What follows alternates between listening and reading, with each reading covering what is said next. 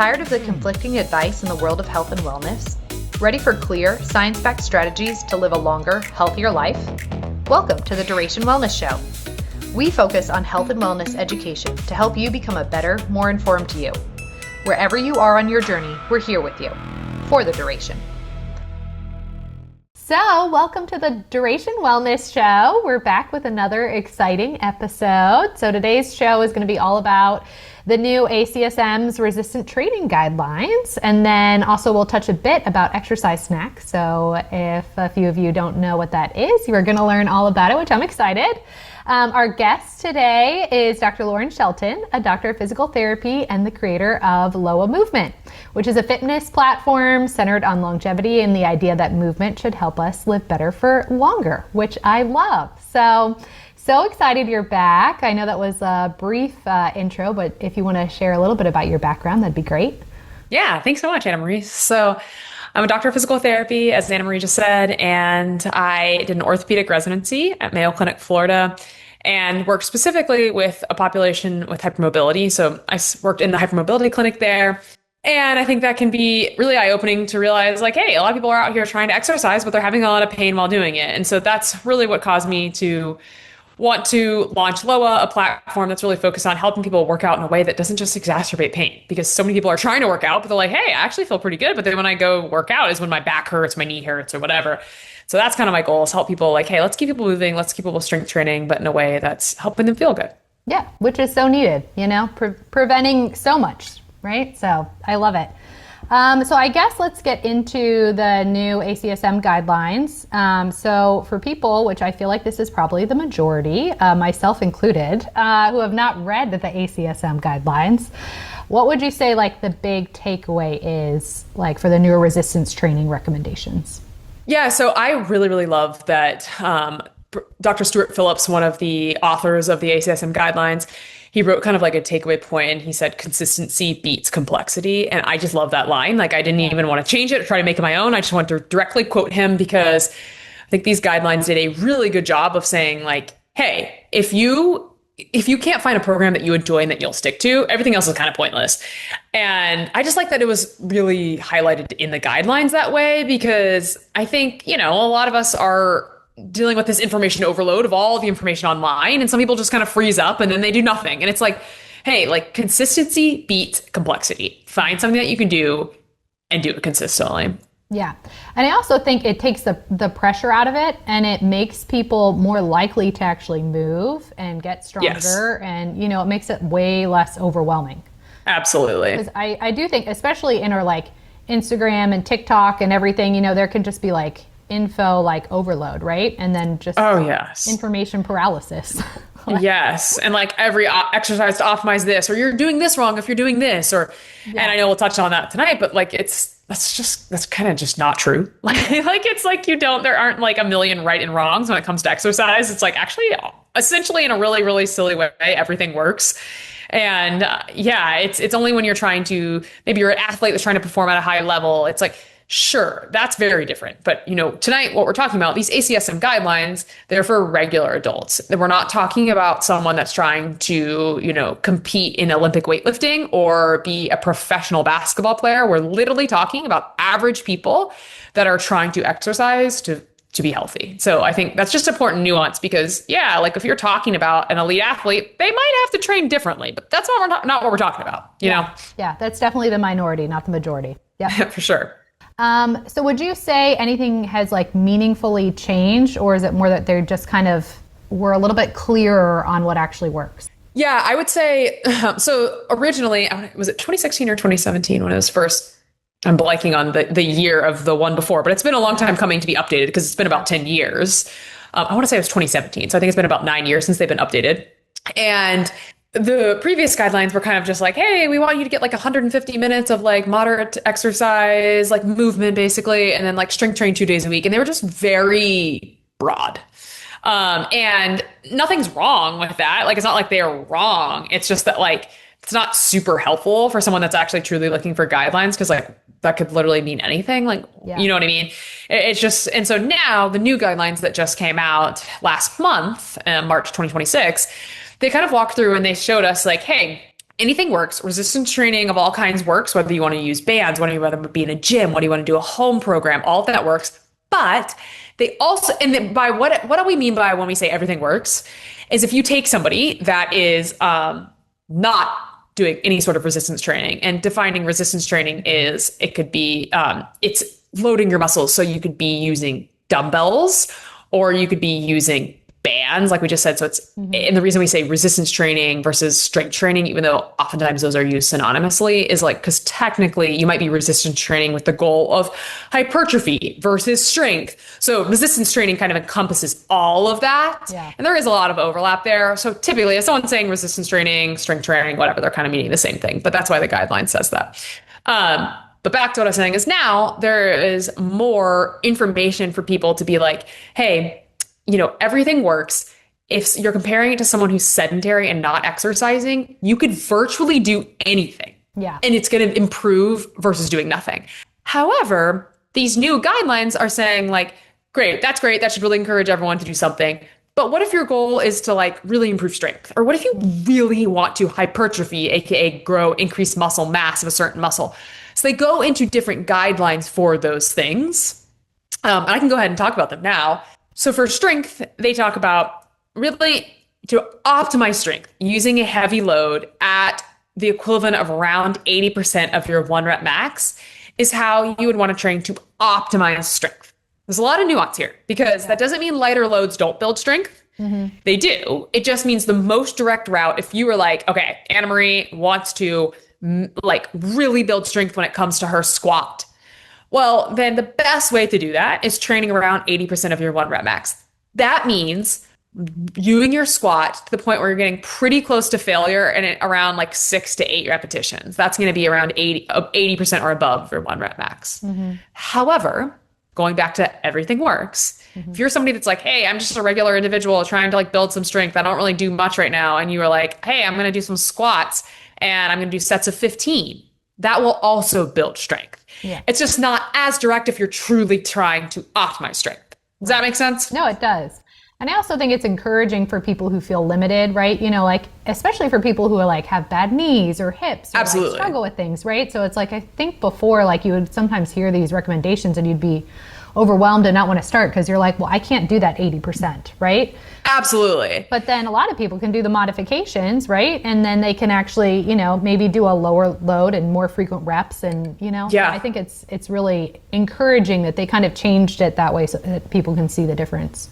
And I think it's important to understand that so it's dependent on the movement. So let's say, and this is why oftentimes people with a lot of joint pain, I try to push them more to isolated movements. I like to do isolated and compound in my classes, so you're getting a variety. But like, okay, if you were like, hey, every time I load up a barbell back squat at 80% of my 1 rep max, like I don't primarily feel like my glutes, quads, my hamstrings. I feel like my low back. I would tell that person, I'd be like, first of all, if you're not feeling the intended stimulus, you're probably not getting the intended benefit. If you go and load up the barbell and all you feel is back pain, you're probably just hurting your back. And so that's a really important thing, because I think there's this mindset of like no pain, no gain. And so people are like, oh, well, it hurts now, but if I get better and better at it, I'll probably grow my glutes. And it's like, no, if it's hurting, it's hurting. And there's a reason. It's probably because you're actually just loading your back, not your glutes. So I tell people like that, it's like, hey, machines can be helpful, more isolated movements. So you can work at 80% of your 1 rep max on a leg press machine and maybe have and so that's why I think people just hear 80% of the 1 rep max and they're like, oh my gosh, that's super heavy and it has to be like a deadlift or a back squat. It's like, no. That's a percentage of your 1 rep max. You could do 80% of your 1 rep max for a bicep curl, right? That might be holding a 15-pound dumbbell for some people. Yeah. And so I think that's where I like to continue. That's where it's like, hey, find what works for you so you can be consistent. Because I am one of those people that like, I want to be strong, but like barbell back squats really hurt my knees. And for so long, I tried to ignore that. And I was like, it literally just got me in a place where I was like in more and more pain. And so I like to tell people like, just realize that it's a percentage. And so it's different for every movement. You can pick any movement and train in like that 6 to 8 rep range to optimize for strength. You don't have to train in that rep range to get stronger, but if you're trying to optimize. So when we talk about hypertrophy, muscle growth, the guidelines for hypertrophy are around 10 sets per muscle group per week. I will say I was kind of like, whoa, when I got the guidelines, because I'm like, that's actually a lot. Like if you think about it, like for me on a typical week, I would say I'm getting around 6 to 8 sets per muscle group per week. Yeah. Because I like to do 4 30-minute workouts. This is how I program on my app. And between those 4 workouts, you're going to hit all your muscle groups twice. Well, within, like, let's say you hit chest on Tuesday and then we hit it again on Friday. You're probably doing around 3 to 4 sets of chest in both those workouts. So that comes to 6 to 8 sets a week, right? And so I think a lot of people, there was a lot of chatter online of people getting kind of discouraged. I had actually had a lot of people reach out to me on Instagram because they saw the new guidelines. They're like, oh my God, like, so you're saying like the guidelines saying that I can't like grow muscle mass and like increase muscle mass if I'm not doing 10 sets per week per muscle group? And that's where I really had to clarify to people, that's not what this is saying. So when you actually look at the literature that they're citing to make this recommendation, there is a dose response to hypertrophy. And this means that the more sets per week that you do, the more your muscles will grow. So if you do 2 sets of chest per week versus 4 sets versus 6 versus 8 versus 10, you're going to get more muscle mass growth with 10 sets. It's kind of obvious, right? Like it's not really that shocking, No, is it it? kind of makes common sense. Yeah. And so I think what happened was is people saw that number and people kind of freaked out. First of all, the guidelines say around 10. And you also have to remember these guidelines are to optimize hypertrophy. The other thing is when you look at a lot of these studies, that 10 mark is kind of where the benefits of muscle mass start to level off because this is not a linear relationship.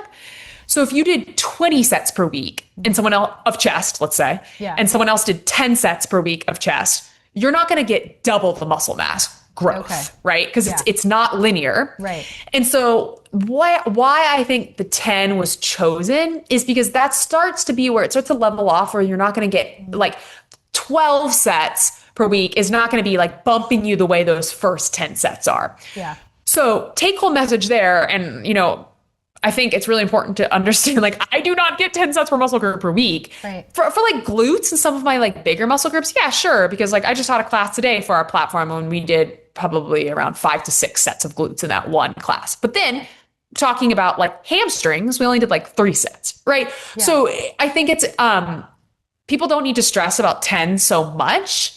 However, it's like, if you were like, no, my ultimate goal is to really grow this like one muscle group, or like you're someone who's like really concerned about hypertrophy. Maybe that's just like, you know, you are on a GLP-1 and you really want to preserve muscle mass or something like, sure, that could be someone that's like, you know what, I'm going to really try to increase volume of workouts per week.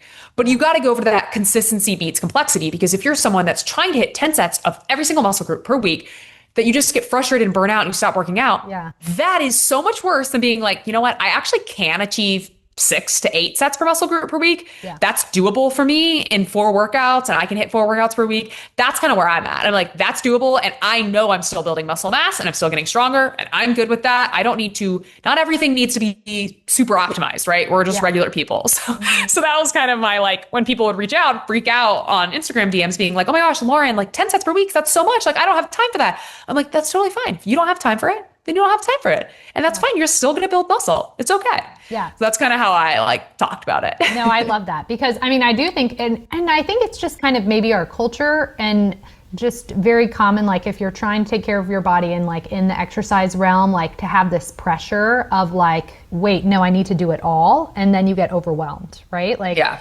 Especially like what you were talking about before. I think like, I remember there's so many like even exercise classes that I've been to where I'm like, oh, this hurts, this is tweaking. But like, no, they said to keep going. Yes. And I need to do 12. And like, you know, I might not quite be feeling it the way that they're saying, but like, I'm hurting, so that has to mean like I'm doing something. And it's like, no, that actually means like you're injuring yourself. And then, you know, I would realize that like a week, you know, when the next week, like my back is out, right? And then I can't work out because I was, you know, stupid. And you knew in the moment a little bit too. And that's why I've really been loving this phrase. I literally was kind of just thinking about it this week, that what I said at the beginning here of, if you're not feeling the desired stimulus, you're probably not getting the desired benefit. Right. Because I don't think I lived under that like I don't think I lived by that for the first 20 years of my life or 25 years of my life. Yeah. I just truly thought, I don't know, the instructor's telling me to do X, Y, and Z. It must be benefiting me. Right? Yeah. Even when you're like, this is really hurting. I know. And I feel, and maybe it's just also my personality, but I feel like it would go into like everything, not just like strength classes. Also, like if I'm doing a yoga class, I'm like, no, I am making that stretch. I am like, and it's Yes. like, no, that's not always the best. Yes. Yeah. So one more main guideline to touch on that they talk about is power. Okay. Because the rest of the guidelines are more like, hey, like muscle endurance, they're just kind of like, hey, most everything. The specific guideline they talked about optimizing with strength. Remember we said 80% or above of your 1 rep max. Hypertrophy, 10 sets or more per week. And again, all of these you'll improve even if you don't do those exact recommendations. And then power, they said using a little bit lighter load, so 30 to 70% of your 1 rep max, and think about moving quickly in the concentric phase, so where the muscle is shortening. So let's say you're doing a step down. Yeah. And so like as the muscle is lengthening, as you lower down from a step down, you might go slow, and then you press up quickly to move back up. So let's use an example of a squat rather than if you're lowering down a squat, you'd go slow with control. And then as you stand back up, you might move a little bit faster. I liked that. That was one of my favorite recommendations from the guidelines because I think it just made power training really simple. Because I think a lot of times people hear power and they think it has to be so like insane, like plyo routine that's like crazy for like athletes or something. And it's like, no, it's just there's some value in making some sets be a little bit lighter, not 80% of your 1 rep max, a little bit lighter than that, and see if you can go a little faster.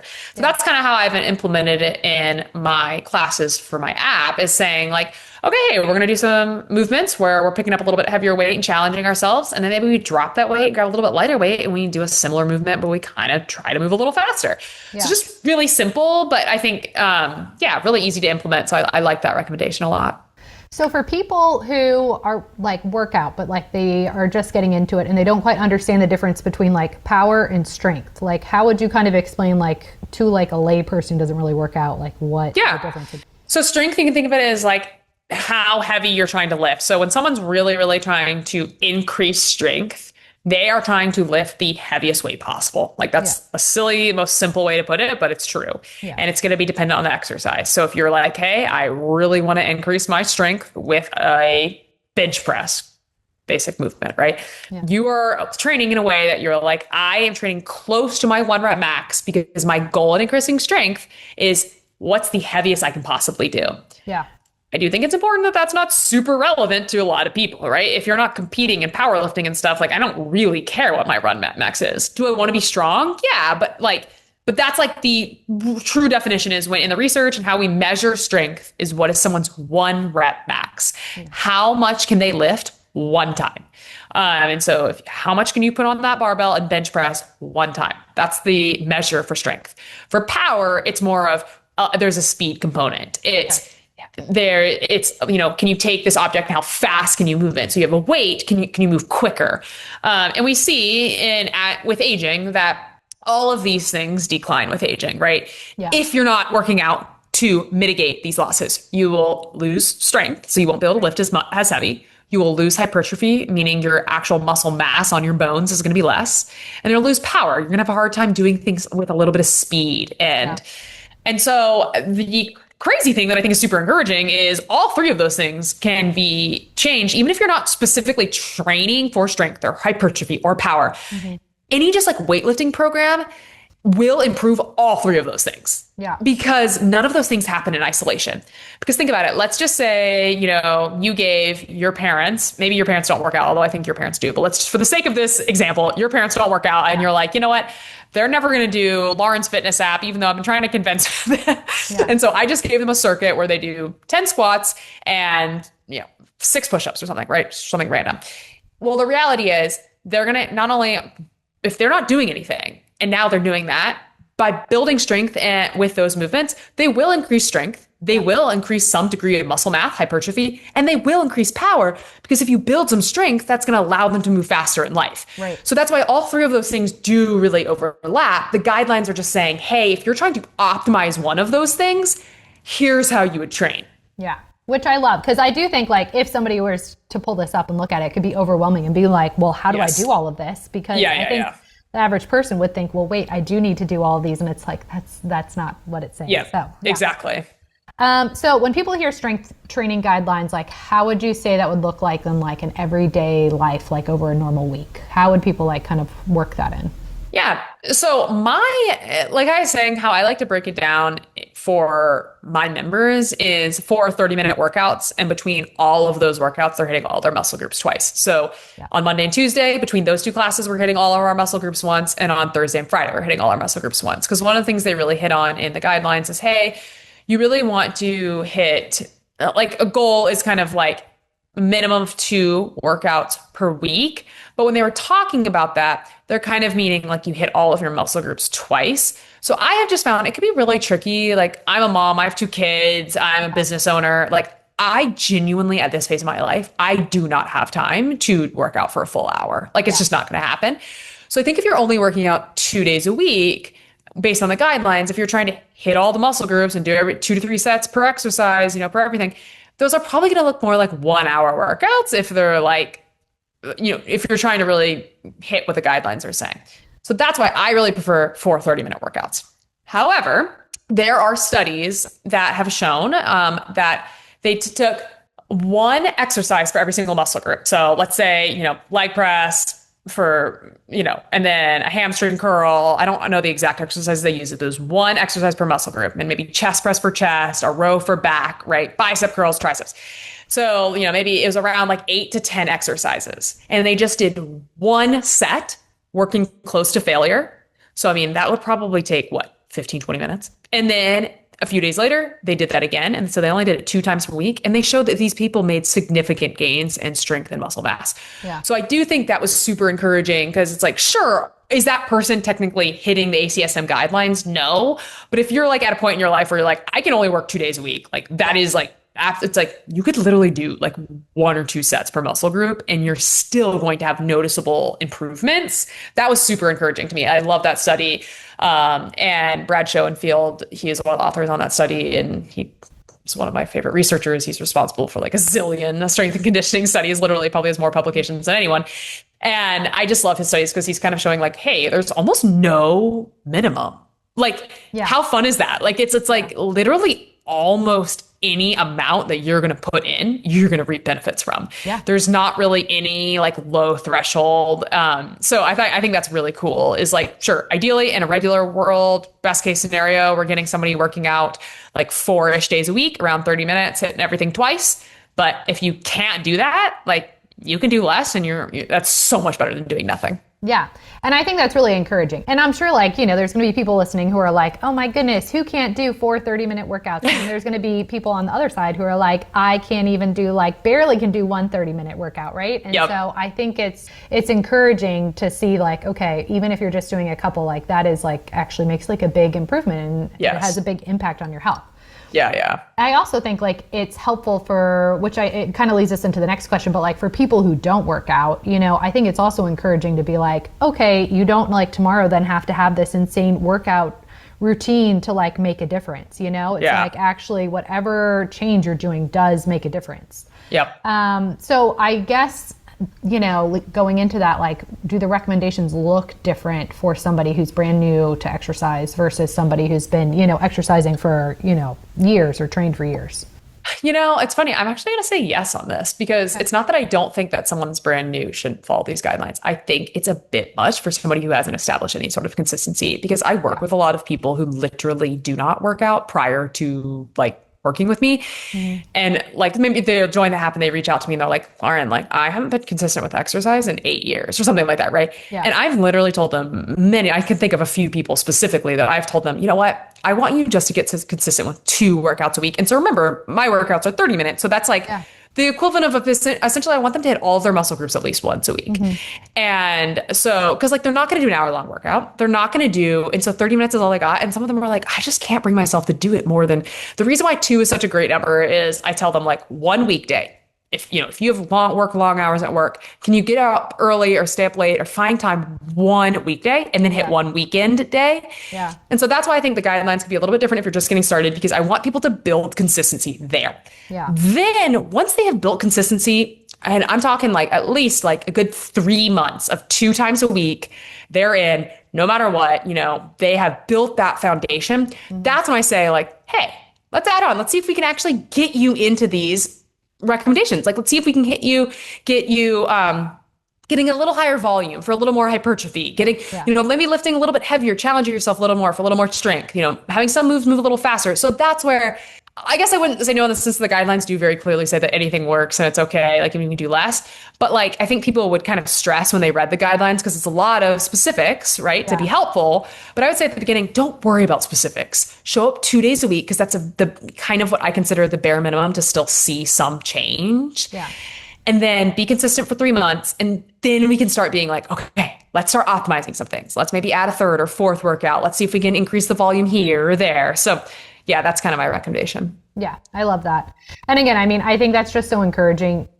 And I'm very glad that they changed it, to show that anything really does make a difference, right? Yes. And so I think, especially in the United States, I mean, I know that this is can be a global issue, but I think movement and lack of movement is an issue. there's more and more jobs are desk jobs, more and more jobs are just sitting at a computer, not moving, not taking any breaks, versus back in the old days, it's my laundry machine does all of the work for me, right? But I used to, if it was way back when, I would be actually having to hand wash all that, that's a lot of exercise. That's a lot of movement, right? So it just has changed. And so I do think as a society, we just don't move as much. And so if we're absolutely not, actually trying to make the time for it, it's very easy to just sit and not get that movement. But then I also think a lot of people get overwhelmed because they think they need to have this perfect exercise routine. And if they're not going to the gym every day, then it's pointless. And so that's where this is really encouraging.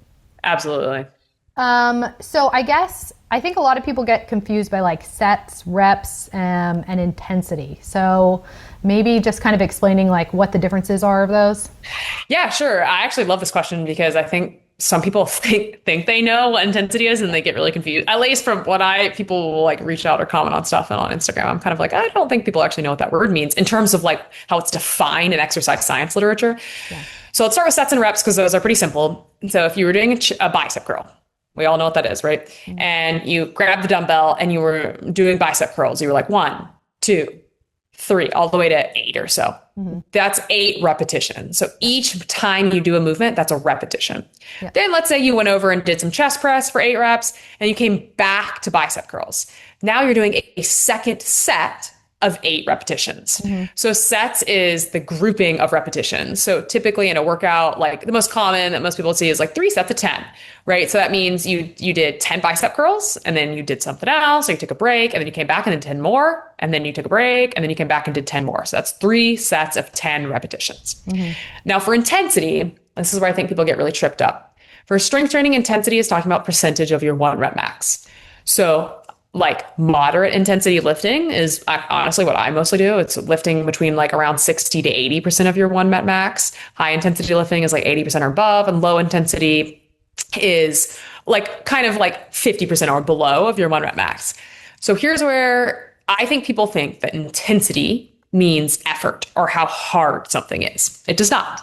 So for example, let's say you were working at 60% of your 1 rep max. So for our bicep curl example, let's say for you, that's holding a 12-pound dumbbell. And you work and work and work at 60% of your 1 rep max until you hit the point of muscle failure. And that means you couldn't do another rep. That's going to feel really hard, right? Because you got all the way to the point that you could not do another rep. Yeah. Now let's say you work rest a few days, you come back and you're I am going to work high intensity. I'm going to work at 80% of my 1 rep max. And you grab that 20-pound dumbbell and you do bicep curls and you do a few, and then within a few reps, you're already hitting failure and you get all the way to that point of failure. In both situations, you hit all the way to that point of muscle failure. So both should feel very hard, right? They're both very challenging. Effort is high. Yeah. But one's considered moderate intensity and one's considered high intensity. So intensity does not equal effort when it comes to strength training. So when we're talking about in the literature and we say something is low intensity, that doesn't mean easy. Yeah. It means you're lifting a lighter load for more repetitions. Okay. You might, if you were, loading up a barbell back squat at 50% of your 1 rep max, and I said, hey, Anna Marie, go do 100 repetitions, that's low intensity. But that's going to be really hard. That's high effort. Yeah. And so that is in the literature actually a really, really important distinction. I'm glad you asked that question because what we see to drive change, the guidelines talks about this, is as long as effort remains high, it doesn't really matter what intensity you're working at. Okay. And so, sure, we already talked about to optimize strength, you want to lift at higher intensity. But if you're somebody that like, hey, I have joint pain or this or that, and like, you could use a little bit of a lighter weight and keep that effort high, meaning you just do more reps to where it gets really hard. You're going to see benefits across the board. And that's where I really like moderate intensity lifting. I have a lot of joint pain and probably from all the insane stuff I did when I was younger that felt terrible in my body because I didn't listen to my body and I just pushed through. And so I'm very mindful of like, hey, like I would rather do a barbell back squat, a little bit lighter weight and do a set of 10 repetitions. That's considered moderate intensity. And I think most people don't get that because by definition, if you can do 10 reps, you're already out of that 80% of your 1 rep max. Yeah. But if you did 10 reps and you're like getting close to muscle failure, that's going to feel really hard. Yeah. Whereas I just don't love loading up a barbell back squat and hitting failure in like 5 repetitions because it would take so much weight to do that it usually ends up really hurting my back and my knees. Yeah. So for me, I'm not trying to feel fearmonger because there's nothing inherently wrong with that. Some people feel great with that. And I encourage those people to do that. For me personally, it doesn't. And so, I'm not saying like, oh, heavy back squats hurt your knees. Nope, that's not what I'm saying at all. Please do not confuse that. I'm just merely saying there are going to be certain people that I'm like, hey, that just doesn't feel good in my body. And it's like, great. As long as you keep effort high, don't worry so much about the intensity. Like you can use different weights and different rep ranges and play around with the intensity and just keep that effort high. Yeah, which I love because, everybody is different, right? So, and that's the other thing that I also liked about these guidelines is kind of, I really think like consistency is like so important and then any exercise that you do, how it does have an impact is important. And so everybody can be more aware of their own body and how they respond to different exercises and they can make adjustments and not feel like, oh my gosh, I'm like missing out on all this benefit because I can't do what the person next to me is doing. Exactly. And I think like it used to be like, especially like in exercise classes, like that was kind of like the mentality of like, no, this is what you need to do.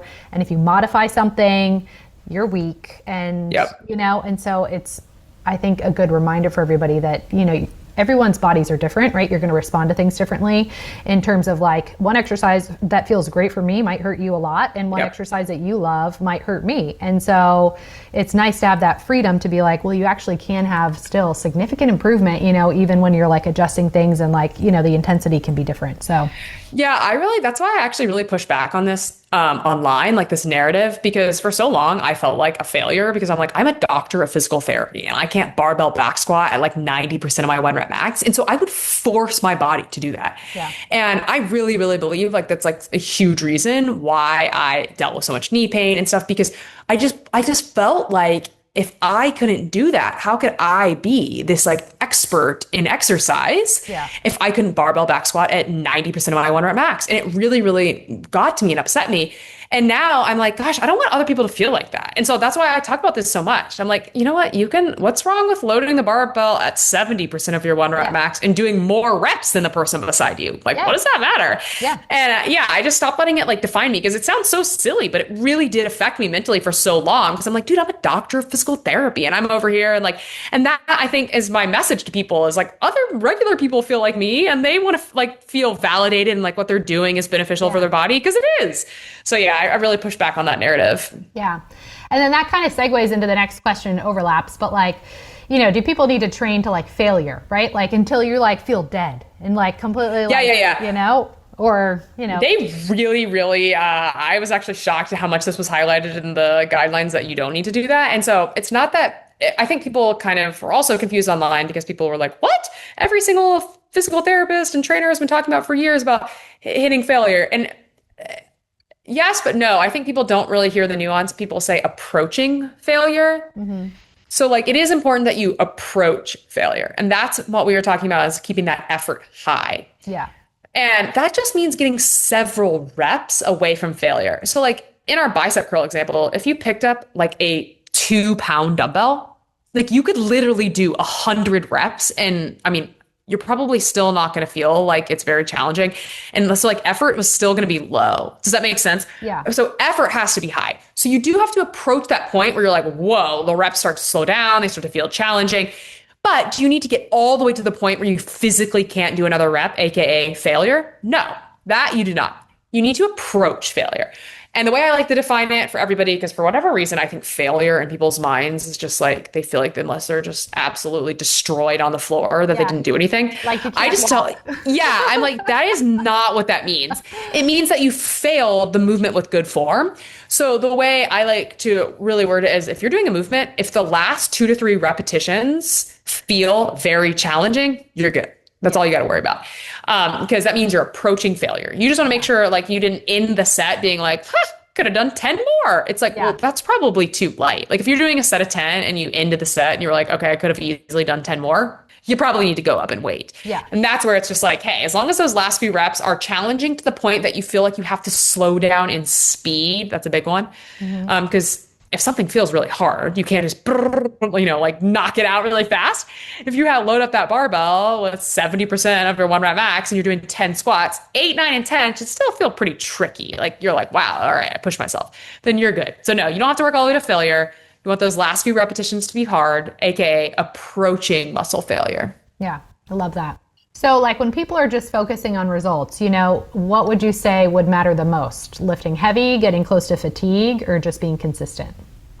So first you'd have to define what their result is that they're wanting. Because I do think if someone was saying, hey, and this is where strength training is very specific, like the SAID principle, specific adaptations to impose demands, SAID, that principle is always rings true. Because if you were like, okay, what's the most important out of those 3 when it comes to strength? I'd probably be like, well, honestly, like probably lifting heavy. If your goal is to lift max possible, probably lifting heavy. But if across the board, you were saying like, what's the most important for just health benefits for the average adult? Always, I would say consistency. Yeah. All 3 things are important, but consistency will always win, because you doing like 1 workout every other week is never going to move the needle. You really got like that minimum of 2 workouts a week, I believe, is really the minimum to actually, move the needle and like, wow, I'm getting stronger. Oh, hey, I'm building some muscle. Well, and I also think like, unless you're like in like the, high school, really young, where like your body can kind of like take more abuse, right? It's pretty unlikely that you're going to be able to like lift super heavy, like, once, and then in 3 weeks lift super heavy and get anything out of that apart from injury. Right? Absolutely. Like, yeah. So I also think that's where it's like, well, consistency is still going to win. Yeah.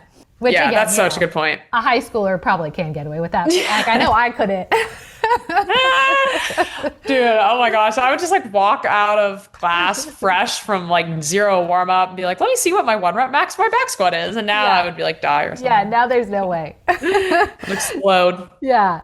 So what do the guidelines say about resistance training for older adults? So, okay. This is a great question, because I think there's a lot of narrative online that like older adults, specifically like women in menopause, that gets targeted all the time. And so you need these like specific training protocols and guidelines. And what we've seen is that's not true.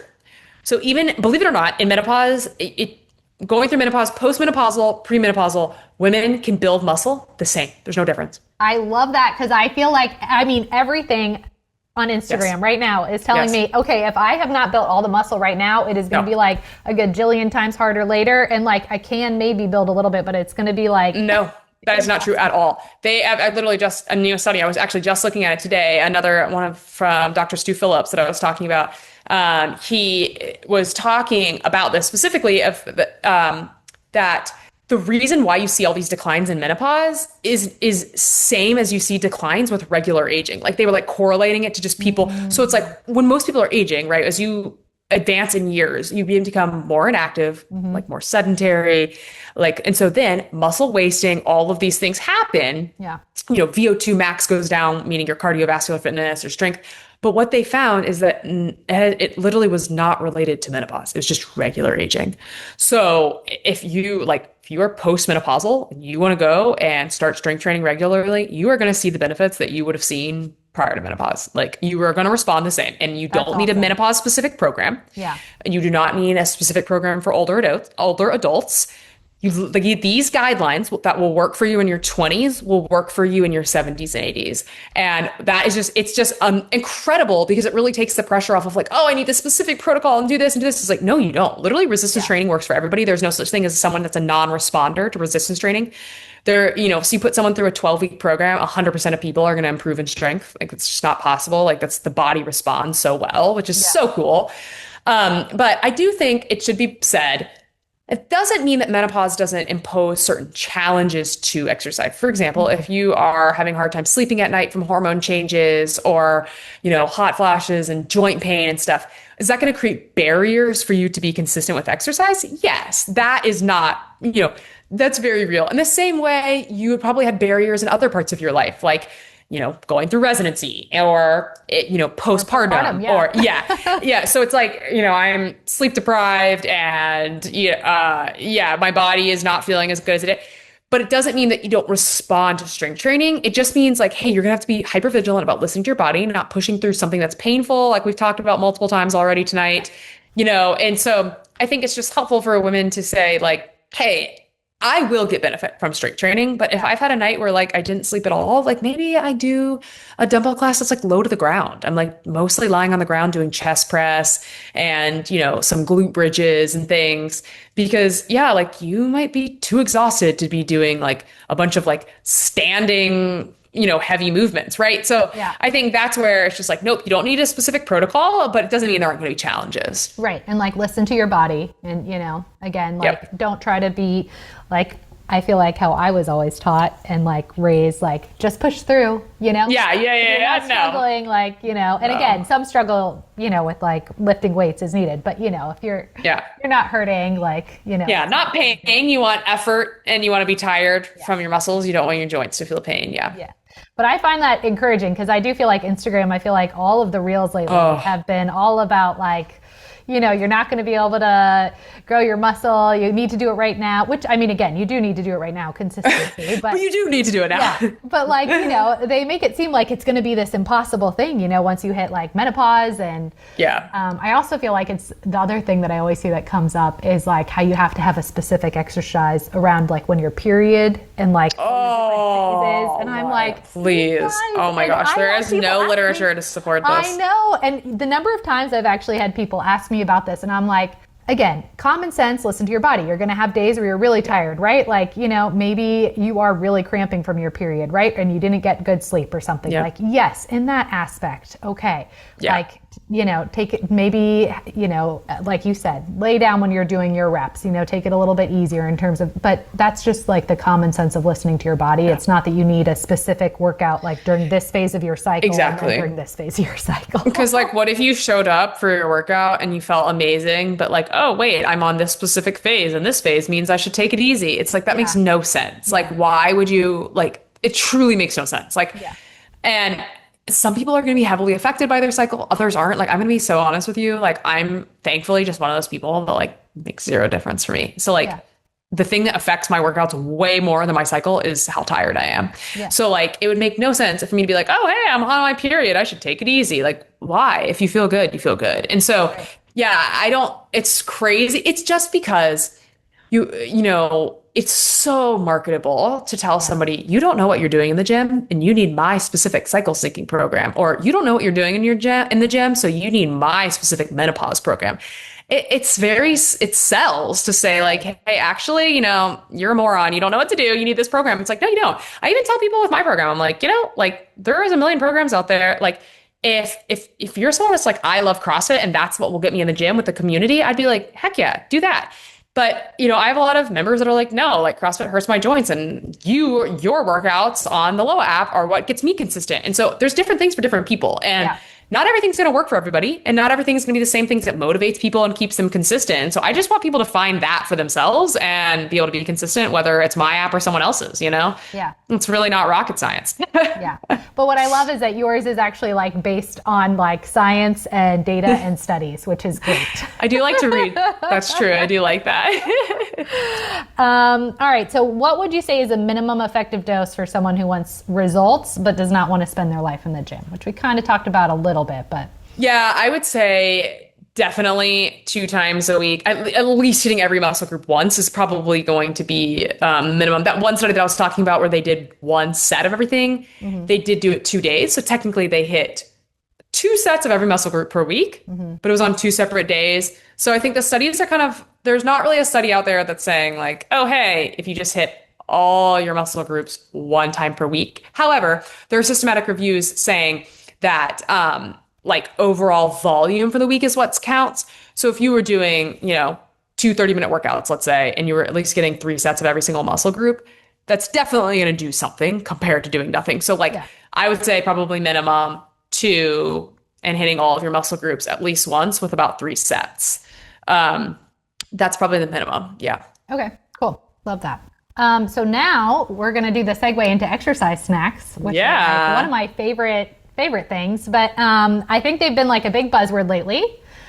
So I guess what are exercise snacks? Yeah, so exercise snacks are really just a very brief bout of usually a cardio movement. It doesn't have to be. That's most of the studies. It's showing somebody like quickly running up stairs for 20 seconds or hopping on a bike and doing a max effort sprint for 30 seconds.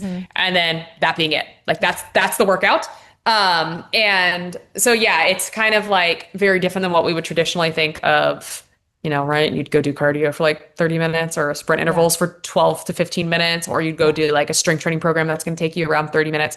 So we're talking something that's like around 1 minute or like 1 to 5 minutes. But honestly, some of them, if you don't include the warm up, we're talking like 20 to 30 seconds. Yeah. So super short. Yeah. Nice. So why do you think the idea has taken off so much now? I think so first of all, I really feel like a big thing was COVID and having people all of a sudden, everyone's like sedentary work from home job. Yeah. But also they had access to maybe like a stairwell at their house, or maybe they had like a bike, like a Peloton or something, right? They couldn't go to the gym anymore because it was closed and Yeah. And so I think and researchers are always like, wait, how can we help people? Like exercise science people are like, how can we help people move without it? How can we knock down all the barriers basically?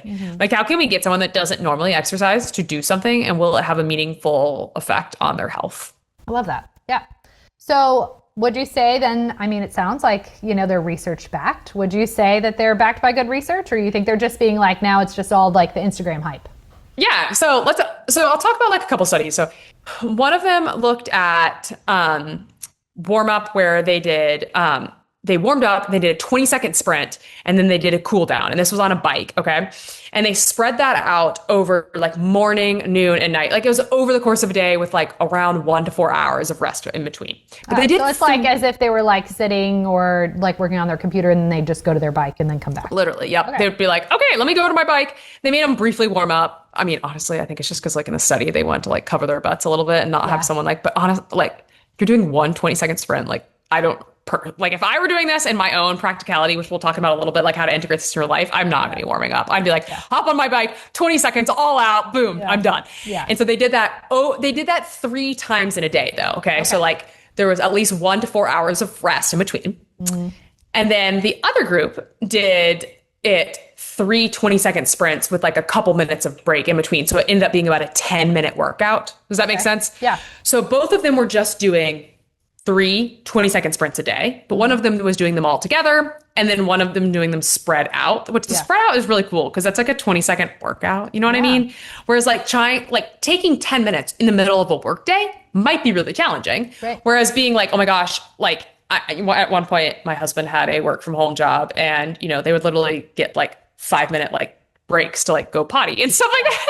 And it's like, dude, you could easily knock out a 20-second sprint interval in that. And he actually did do stuff like that. I'll talk about that, but he did do that. Yeah. And what they saw is that the group that did the like 3 separate and spaced them out still had a 4% increase in their VO2 max. And the group that did all 3 together had a 6%. So both of them had a statistically significant increase in VO2 max. Yeah. It was slightly more when they were all together, which makes sense, right? They're doing like a 10-minute workout versus like spread out 20 seconds. But it's pretty cool that spread out still had a statistically significant increase in VO2 max by 4%. Yeah. And they were doing it 3 days a week. So not even every day. Wow. That's awesome. Yeah. So I thought that was super cool.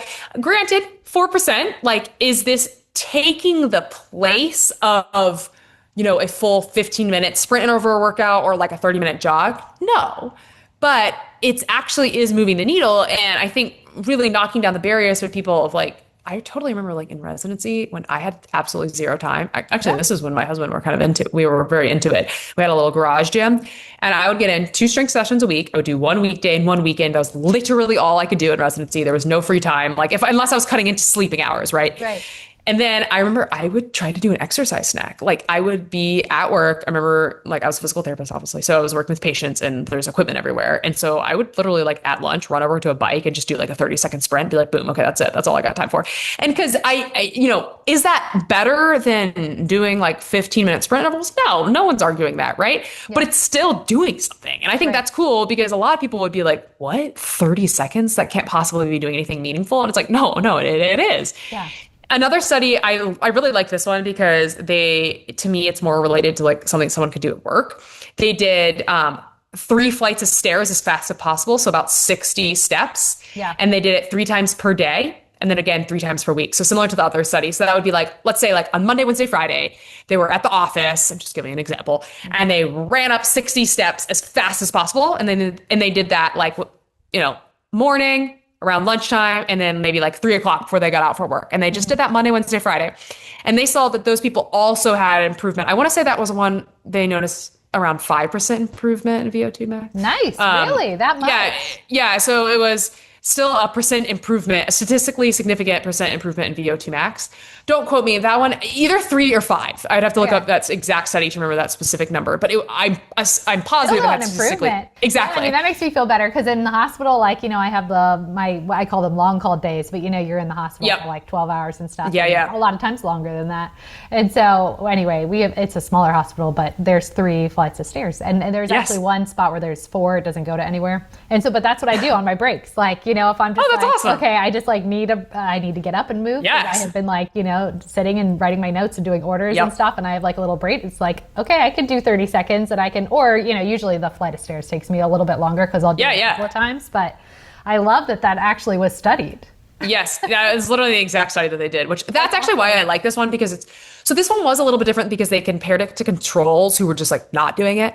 Yeah. And so of course it was better than the controls, which I mean, that's still really awesome to be like, hey, the person that's like putting in those like 1 to 2 minute little bouts here and there is actually having a significant improvement in VO2 max, which is like shocking almost because you're like, wow, that's like not much, but also it was doing something. Yeah.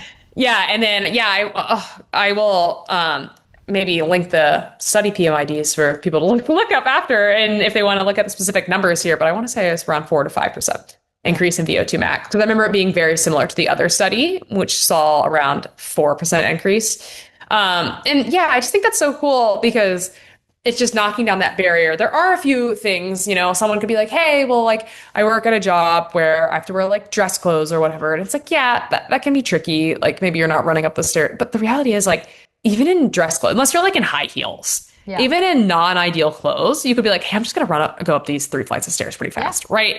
Like I can think of many times where, maybe it's less than ideal, but if you have a gym at your job and there's a bike, that might be even better than someone trying to do like flights of stairs, just depending on what they're wearing, right? Maybe a bike would be more effective or not more effective, more accessible. Yeah. But yeah. Yeah, I love that. So, I mean, I think we just kind of talked about it, but like, in terms of like, it sounds like they can be as short as like 20 seconds. Yep. Right? Yeah, honestly, that's like a lot of the ones where they were doing sprints, it was like 20, 30 seconds. That's wild. But the reason why I would say short, like, but I was thinking it was like at least a minute. I didn't realize. No, I think the reason why the literature, like it says like, 1 to some minutes is because when you actually looked at the protocol, they were like warming up for like a minute and then they did like a 20-second sprint and then they like cooled down for like a minute or something. Yeah. So it ended up being like 3 total minutes, but it's like, no, they were really just sprinting for 20 seconds. Wow. So, yeah. Cause that's always why, I mean, honestly, I was like, well, I'm going to do these flight of stairs a couple of times cause you have to go down too. And I was like, well, it's not quite the same. So like, I love the stair one was literally 3 flights of stairs. That's it. That's great. Yeah, because I specifically was reading this one because I wanted to make sure I had some specific numbers. It was 3 flights, and it said the equivalent of 60 steps. And that was it. They did that 3 times a day. They did it 1 time, 3 times a day. I love it. Yeah, I was like, oh dang, that's very doable. Like you could do 60 steps. Like I mean, you could definitely do 60 steps in under a minute because it's not going to take you 1 second per step. Yeah, no, it's not. You know what I mean? Probably about 30 seconds. Yeah. So I guess like I obviously think it can make a difference in, your health, but do you think like a few minutes of movement here and there really will change your health in a meaningful way? Yeah. So, okay, I actually have a few things to say about this because I do think it's important to clarify, and we kind of already did, but it's like, really isn't taking you're not going to be hitting the guidelines for cardiovascular health. Like you need like 150 minutes is like the guidelines for like cardiovascular like movement. But that's also, we're talking about like 150 minutes is including like walking, like light to moderate activity. However, I really feel like these come to be very helpful is if someone's like not used to doing sprint intervals or like pushing their body hard cardiovascularly, it can be quite a barrier to be like, hey, let's get on, the treadmill or the bike and do 12 minutes of intervals. Like that's like intervals. If you're really pushing yourself, like a 12-minute workout, that can be a crusher. Yeah. And so I feel like the thing that these exercise snacks really do is they take someone who's maybe not working out or maybe otherwise wouldn't work out that day. Yeah. And is actually providing like a stimulus of like, hey, okay, wait, I can just do one really hard sprint and then rest for a few hours, come back, another really hard sprint. Like it doesn't have to be back to back to back to get the benefits. And that's where I find it to be really, really helpful for someone that's just like, gosh, I just haven't built up that tolerance. Like cardio is miserable for me. Like I absolutely hate it. It could be like, hey, what if you just did one sprint and then you came back like a few hours later and did another one? Like that just seems so much more accessible. The other thing is talking about a meaningful difference for the health. Sure, it improved VO2 max by like 4 or 5%. That's really cool. But the other thing is it improved cognition. So when people like anytime you're breaking up sitting, so it's different for you because like you're probably like doing rounds and like on the floor and like same with me when I was working in the clinic as a physical therapist, I wasn't sitting that much because I was like demoing exercises and walking around. Mm-hmm. But if you have a true desk job, which many people do, right? They are truly like sitting on their computer. Oh yeah. Like the difference they're going to feel in like blood sugar control, like let's say they do an exercise snack right before or after lunch. Mm-hmm. In improving circulation, right? Like it's not good for like blood pools in your legs. Like that's when you fly, your risk for DVT goes up, right? Because you don't get that pumping of your calves to help with that venous return. So I think we need to look beyond just the cardiovascular benefits of being like, oh, hey, what was that cool increase in VO2 max? And be like, no, like literally people showed improved cognition. Like they came back and they were not feeling like they could actually be sharper at their job. Yeah. They had better blood sugar control, better circulation. Like it's more than just cardiovascular fitness. And so for those reasons, I would advocate that like, yes, it's like highly effective.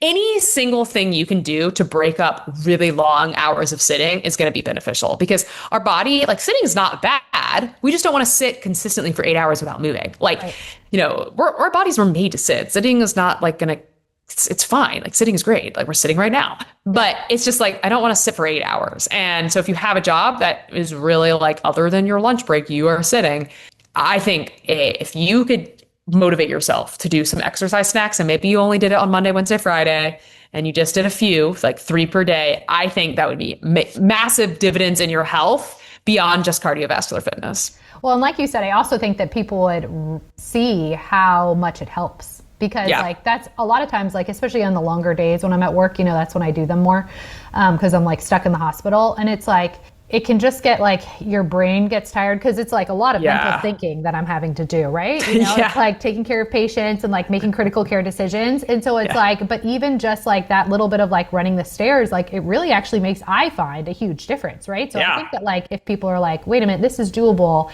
And then they start doing it and seeing like, oh, I actually feel a lot better when I do this. Absolutely. Like oxygen, heart pumping, like blood gush, like rushing, like, like that's your body's all of a sudden kind of like, let's do this. Like, let's wake up. We're ready. Yeah.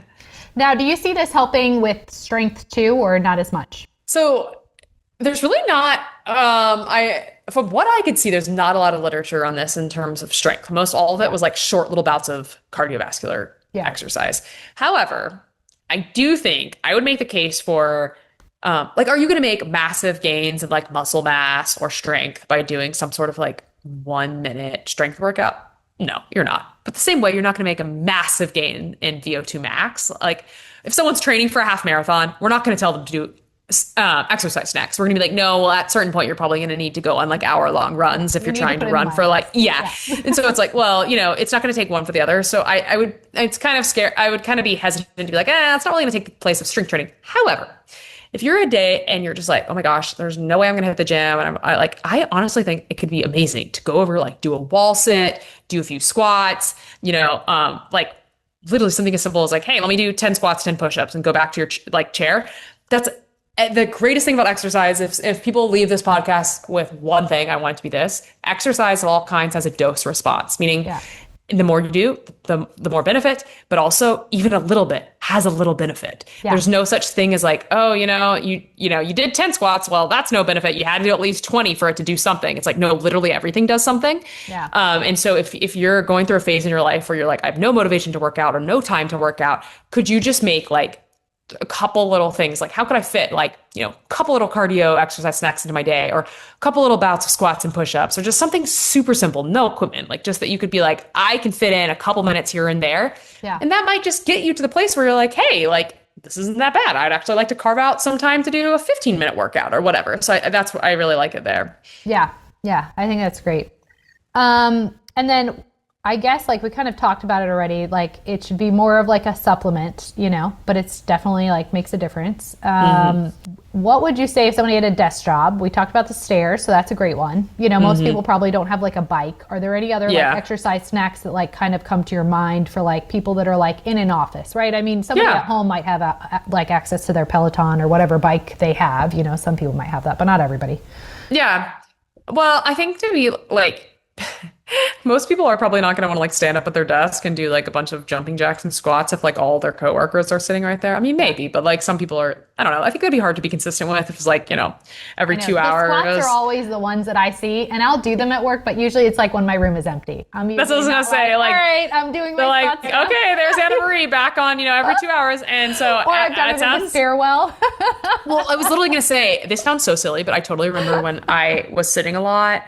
And I actually, I was in physical therapy school because I was like, wait, when was that? I never had a very sedentary job. In physical therapy school, it was very sedentary because we'd be like in 8-hour lectures. And I remember I would go into the bathroom stall and literally do like 10, 20 squats before I use the bathroom because like no one's going to see you. Like I just felt like it was actually, you can be kind of consistent versus like, I don't know, it's kind of weird if you're like at an office and like you're that person that's like always doing random squats and stuff. So that's a good option. Stairwell, I also think like a lot of corporate jobs, like if you're working in office, are starting to have gyms now. So it's like, hey, can I like run to the gym on lunch? You don't need to do a full workout. It doesn't have to be a 30-minute thing. If all you have time for is like little couple exercise snacks and some squats and stuff, that's all you have time for. That's going to do something.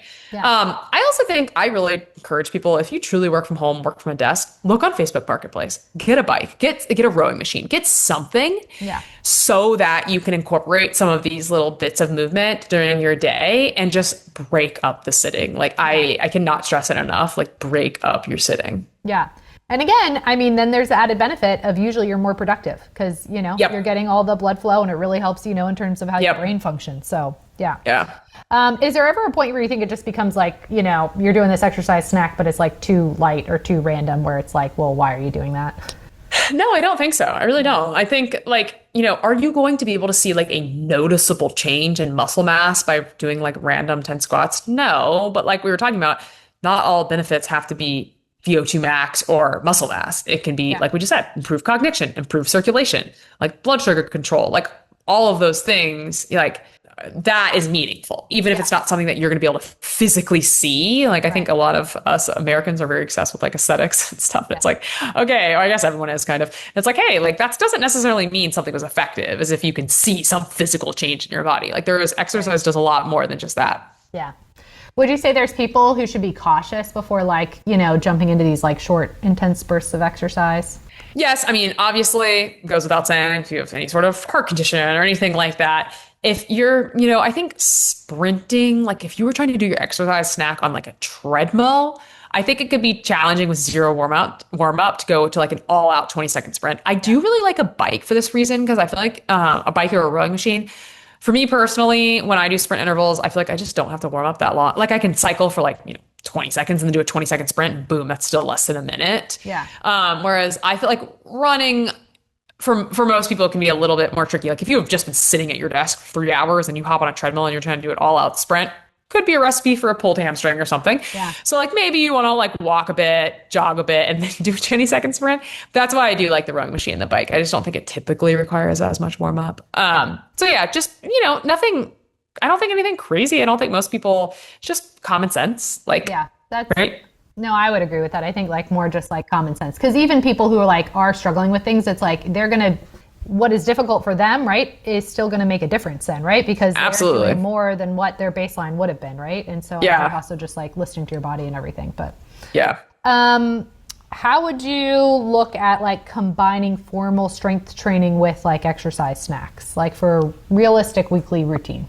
Yeah, I liked this question. I was actually thinking of before we got on this call, because I was like, taking back to my example of like residency, I think that was a really, really good, really, really good time for me to relate to people who say like, I truly don't have time to work out. Because the reality is that's not just like a cop out. Like we are like, people working full time with kids and stuff. I get it. Like there are literally times in your life when it's like from the time I wake up to the time I go to bed right now, like 2 kids and my job, I don't have just like 3 minutes in my day. Like, you know what I mean? Like, I don't just like sit down and relax for a minute. Like that never happens. Yeah. And sure, I hope to get, when my kids are a little bit older, I'm hoping to have some times in my day where I relax.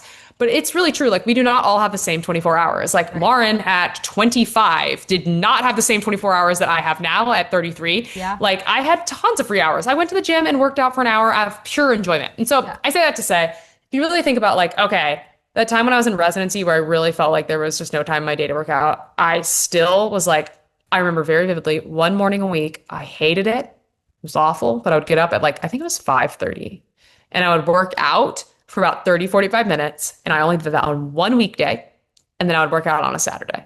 Yeah. And then surely I didn't do cardio because I straight up did not have time. I would do like exercise snacks on the bike at work. I would like randomly, like a few days a week, like hop on it. And I would do like a 20-second sprint and then like break. And then I do think I did that 3 times. I didn't like the idea of having to come back to it later in the day. So like, and I granted, I did wear as a physical therapist tennis shoes to work and stuff like that. So that was like helpful. But I think that's like a great way to combine it, is saying like, if you are someone that's just like, I'm in a point in my life where I just genuinely don't have time to exercise, but I know I need to be doing it. I think if you could commit to like 2 30-minute strength sessions and maybe just look at a couple days a week that you can fit in some exercise snacks and getting a little bit of cardio, that's going to be so much better than doing nothing. And I think it'll also make it a lot easier when you do transition into a phase of life where you're like, okay, have a little more time. I really want to prioritize this. I want to start working out 4 days a week. It's going to make it so much easier because you've already built this like tiny base and just given your body that exposure. Funny story. I worked with a coworker one time who she wanted to start running. She'd never run before. And she used to tell me that what she was doing to get herself to start running is she was put on her shoes, like put on her workout clothes, tie her shoes, go outside, and she would go on a 3-minute run. And I was like, what? And she was like, because for her, she was like, the hardest thing is to like get out the door and get started. And so she was like, I would tell myself I want to do 3-minute runs a week. Like everyone can do that, right? Everyone can go on a 3-minute run. Yeah. So she would say like half the time she would go out and she would be like, wait, this isn't that bad. And she would end up going for like a 20-minute run. And then she was like, and some days I would literally go out and I would run 3 minutes and I'd be like, great, that's it. And I'd go home. And so I thought, and it was crazy because I was like, I've never thought of it like that. But that's kind of in my mind what exercise snacks do for people. Yeah. It's kind of, it knocks down that barrier of like, so you tell somebody like, hey, I just want you to get in the habit of going on the treadmill and doing 20 minutes of sprints or like jogging 3 miles. A lot of people are going to just be like, I just like can't do that. Like, that's just like, I'm too tired from work. I don't have like, that sounds awful. Yeah.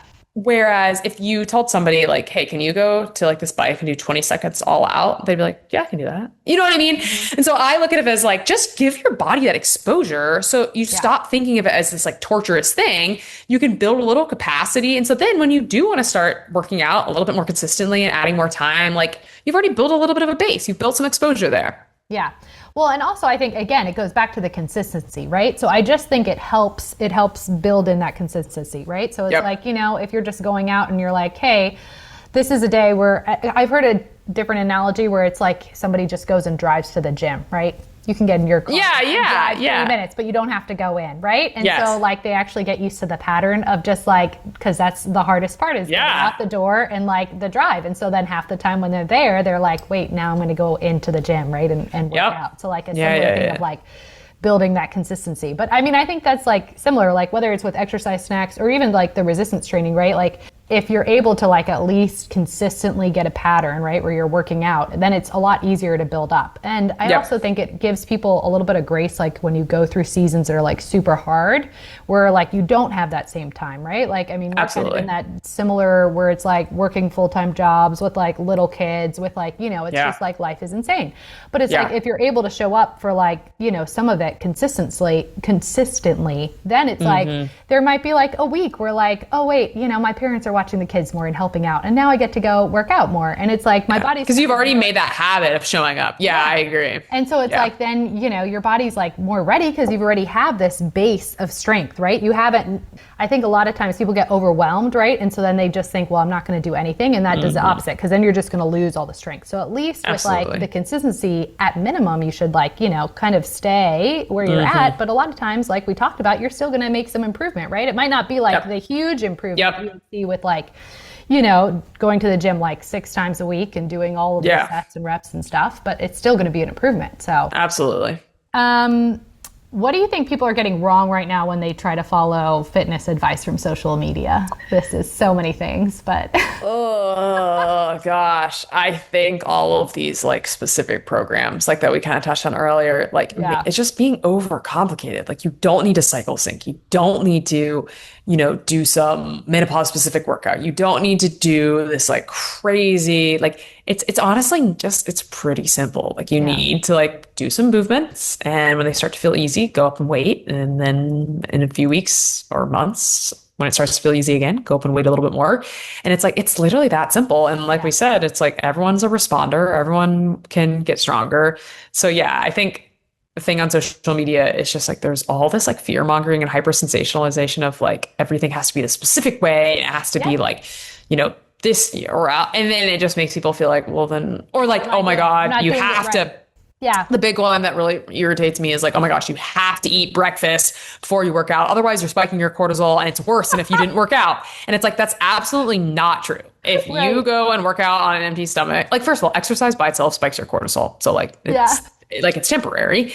And so it's like, no, if you, that's literally what it's supposed to do. So if you go and if you're like, hey, well, I just like don't have time to eat breakfast before your workout, it's like, that's totally fine. Like, or I feel super sick. You know? Yeah, like there's so many different people where it's like, oh, I have to eat before I work out or else I'm going to get sick. And then there's another half that it's like, oh, if I eat, I'm going to get sick. And it's like, so you're like, you know, telling at least like 50% of that group, right? That's the one that frustrates me the most, because I'm just like, don't give anyone any reason to not show up for their workout. Like, don't ever tell somebody that like they might as well not work out if they can't eat before, because like, and some of the people that have kind of spread that message online, they're not saying that verbatim. They're not saying like, oh, you might as well not work out if you can't eat, but they're implying it, right? With the like, you know, viral reels that are like, fasting workouts do not work for women. It's like, what? Yeah, they do. Like if you go and lift weights on an empty stomach, you're still going to get stronger. Do I want you to chronically undereat? And obviously not. You need to refuel, but like you could do that after your workout too. Yeah.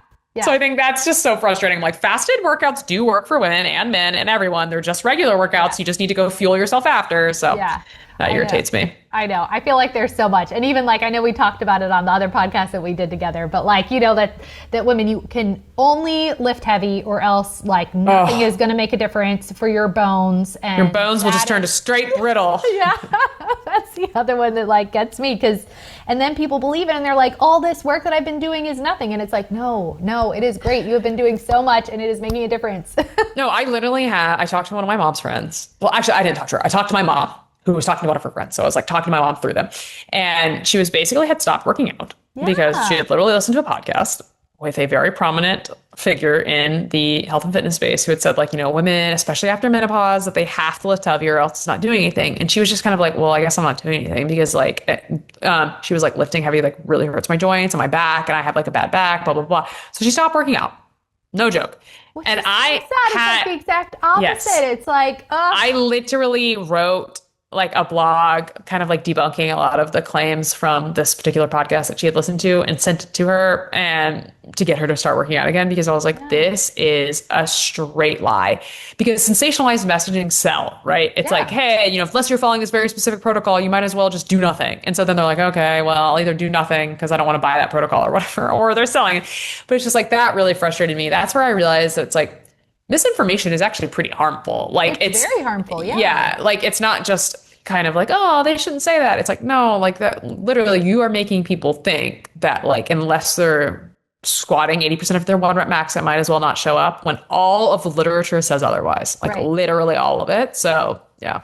And really also there's so many people, and I feel like everybody needs exercise baseline, right? Everybody will benefit, but there's especially like the group where it's like they, as you get older, right, like your joints tend to hurt more, right? You just, overall, it tends to be harder to exercise. And I feel like that is a group, a lot of times that can be targeted by this, because they're like, well, that is so unattainable for me. Yeah. So then what they can do, which would still have huge benefits for them, ends up not happening because they get, this false message of that, well, it doesn't matter, right? So Yeah.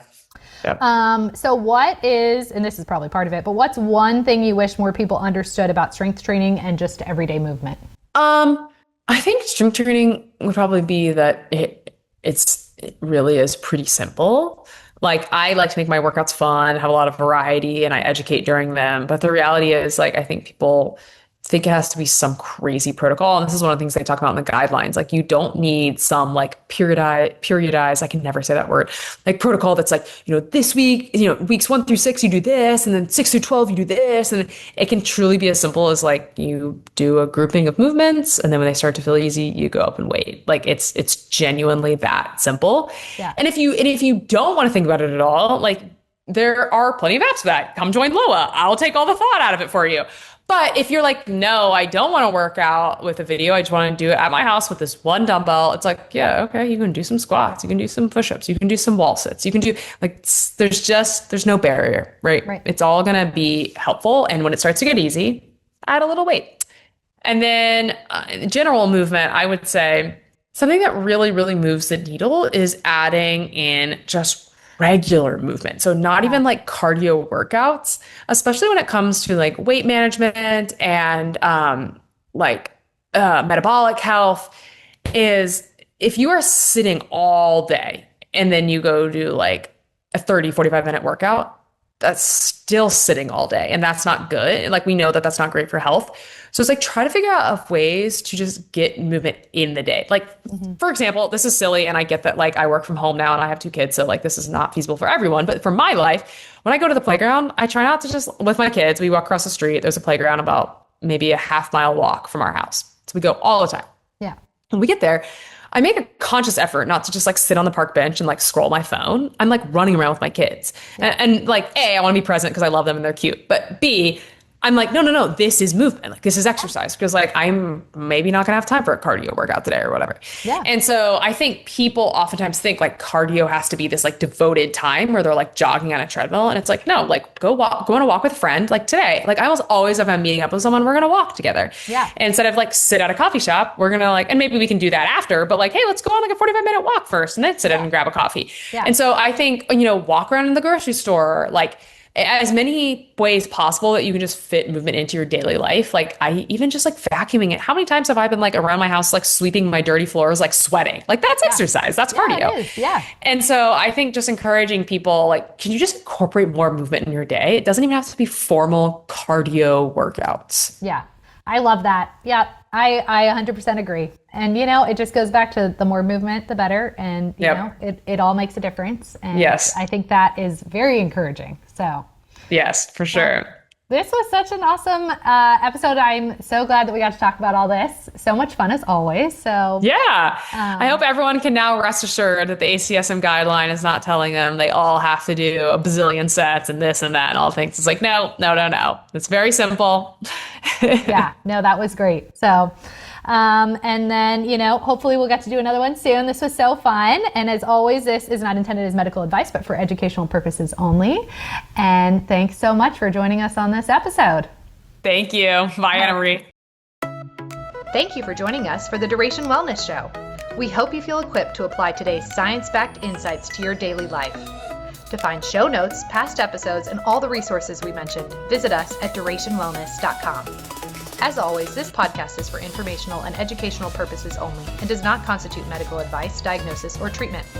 Always seek the advice of your physician or other qualified health provider with any questions you may have regarding a medical condition. The views and opinions expressed by guests are their own and do not necessarily reflect those of the host. We'll see you next time, and as always, we're here with you for the duration.